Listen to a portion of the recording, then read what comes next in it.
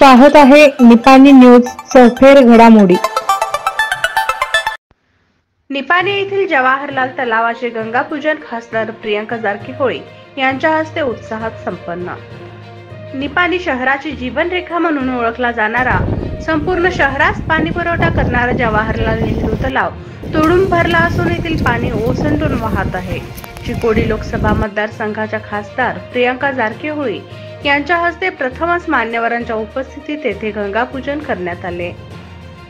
यावेळी नूतन खासदारांच्या हस्ते परडी व कलश पूजन करून जवाहर तलावात सोडण्यात आले। नगरपालिकेतील पाणी पुरवठा विभागाचे सुपरवायझर प्रवीण कनंगले यांनी सर्व मान्यवरांचे स्वागत केले, तर उमेश येरनाळकर यांच्या पौरोहित्याखाली ही गंगापूजा करण्यात आली। यावेळी पूजेचा मान आरोग्य विभागाचे कर्मचारी साठे दाम्पत्याला मिळाला।